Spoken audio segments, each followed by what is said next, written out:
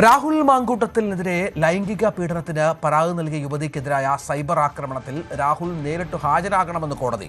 ഫെനി നൈനാൻ നടത്തുന്ന സമൂഹ മാധ്യമങ്ങളിലെ ഇടപെടലിന് പിന്നിൽ രാഹുൽ എന്നാണ് ആരോപണം. ഈ മാസം 17 ഹാജരാകാനാണ് തിരുവനന്തപുരം ഫസ്റ്റ് ക്ലാസ് മജിസ്ട്രേറ്റ് കോടതിയുടെ നിർദ്ദേശം. ഡാൻ കുര്യൻ ചേരിയർ. ഡാന്, ഫെനി നൈനാനുമായി ബന്ധപ്പെട്ട് കേസുകളുണ്ട് ഈ യുവതിയെ മറ്റും അപമാനിക്കുന്ന കാര്യത്തിൽ.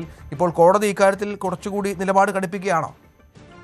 കേസിലെ രണ്ടാമത്തെ പരാതിക്കാരിയാണ് കഴിഞ്ഞ ദിവസം പ്രത്യേക അന്വേഷണ സംഘത്തിന് ഇതുമായി ബന്ധപ്പെട്ട് ഒരു പരാതി നൽകിയിരിക്കുന്നത്. അവർ ഈ പരാതിയിൽ പ്രധാനമായി എടുത്തു പറയുന്ന കാര്യം, ഫെനി നൈനാൻ തന്റെ ഫേസ്ബുക്ക്, ഇൻസ്റ്റാഗ്രാം അക്കൗണ്ടുകൾ ഉപയോഗിച്ചുകൊണ്ട് പരാതിക്കാരെ ഭീഷണിപ്പെടുത്തുന്ന തരത്തിലുള്ള പ്രസ്താവനകൾ നടത്തുന്നുവെന്നാണ്. ഇത് മുഖവിലക്കെടുത്തുകൊണ്ട് ഫെനി നൈനാന്റെ ഫേസ്ബുക്ക്, ഇൻസ്റ്റാഗ്രാം ഐഡികൾ രാജ്യത്ത് ലഭ്യമല്ലാതാകുന്ന തരത്തിലേക്ക് മെറ്റയ്ക്ക് നൽകിയ പരാതിയെ തുടർന്ന് അക്കൗണ്ടുകൾ ബ്ലോക്ക് ചെയ്തിരിക്കുകയാണ്, സസ്പെൻഡ് ചെയ്തിരിക്കുകയാണ് നിലവിൽ. അതിന് പിന്നാലെയാണ് അന്വേഷണ സംഘം ഈ പരാതിയിലെ പരാമർശങ്ങൾ ചൂണ്ടിക്കാണിച്ചുകൊണ്ട് വഞ്ചിയൂർ കോടതിയിൽ ഒരു റിപ്പോർട്ട് സമർപ്പിച്ചത്. ആ റിപ്പോർട്ട് പരിഗണിച്ചുകൊണ്ടാണ് കോടതിയുടെ ഭാഗത്തുനിന്ന് ഒരു ഇടപെടൽ ഉണ്ടായിരിക്കുന്നത്. വരുന്ന 17-ാം തീയതി രാഹുൽ മാങ്കൂട്ടത്തിൽ നേരിട്ട് കോടതിയിൽ ഹാജരാകാനുള്ള നിർദ്ദേശം.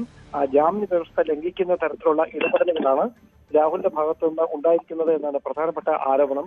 അങ്ങനെയെങ്കിൽ 17-ാം തീയതി കോടതിയുടെ ഭാഗത്തുനിന്ന് രാഹുലിനെ നേരിട്ട് കേട്ടതിനു ശേഷം നടത്തുന്ന നിരീക്ഷണങ്ങൾ ശ്രദ്ധേയമാകുമെന്നാണ് ലഭിക്കുന്ന സൂചനകൾ.